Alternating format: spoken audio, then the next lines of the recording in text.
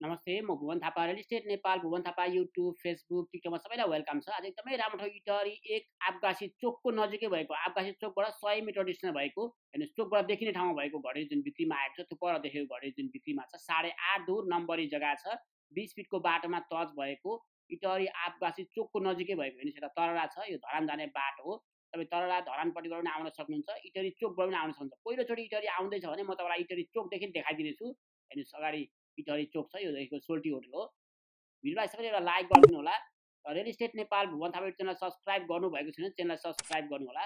पहिले म तपाईँलाई इटहरी चोकदेखि यहाँसम्मको डाइरेक्सन देखाइदिनेछु। हेर्नुहोस् यो देखिको इटहरी चोक हो। हामी अहिले विराटनगरतर्फ आइरहेका छौँ।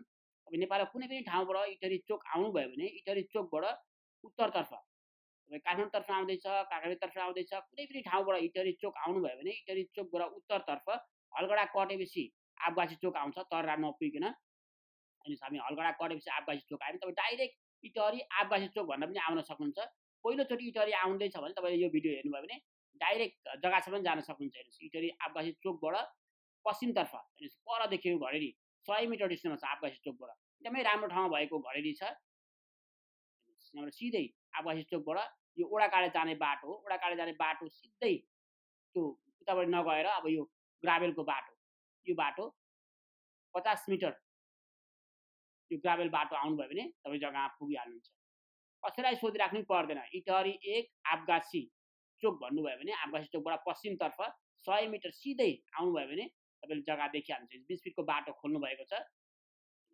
यहाँबाट 8.5 दूर जग्गा उहाँले काटेर दिने कुरा गर्नुभएको छ। 20 फिटको बाटो खोलेर 8.5 दूर जग्गा, 30 फिट मुख राखेर लगभग 52 फिट लम्बाइ राखेर 8.5 दूर नम्बरी जग्गा जुन बिक्रीमा आएको छ। तपाईँको यो आलीसम्म सिमाना आउँछ। यहाँबाट 8.5 दूर मात्रै उहाँले बेच्ने कुरा गर्नुभएको छ। इटहरी आबगासी चोकको नजिकै भएको, सबै कुराको सुविधा भएको ठाउँमा छ। अगाडि इटहरी आबगासी चोक,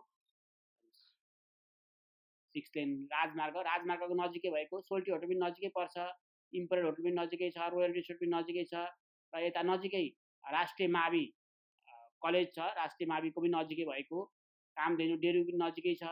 सबै कुराको सुविधा भएको ठाउँमा छ। हेर्नुहोस् यो पछाडिको सिमाना हो, उत्तर पश्चिमको सिमाना, यो आली उत्तरपट्टिको सिमाना हो।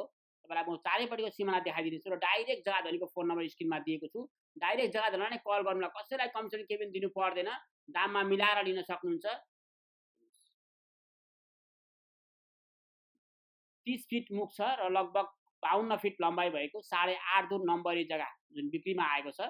उहाँले 8.5 दूर मात्रै बेच्ने कुरा गर्नुभएको छ। अहिले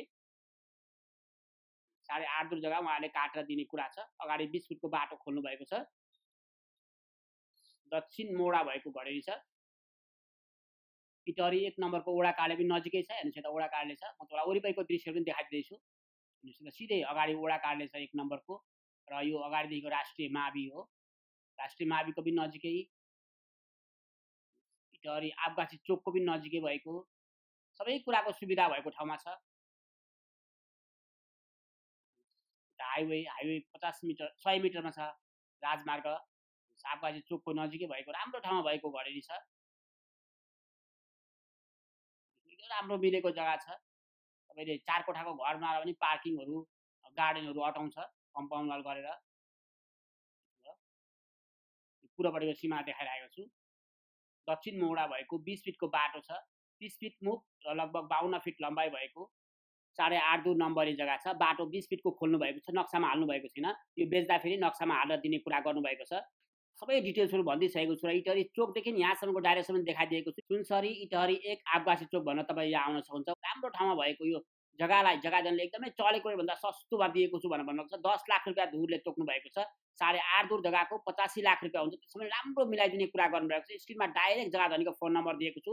जग्गा नक्सा पूजा सरकारी अमिनलाई चेक गराएर नापेर जग्गा छुट्याएर ओडाकाँडेमा गएर बैना गरेर अनि पास गरेर लिनु होला। Thank you. लाइक गरेर च्यानल सब्सक्राइब गर्न चाहिँ नभुल्नु होला। Thank you.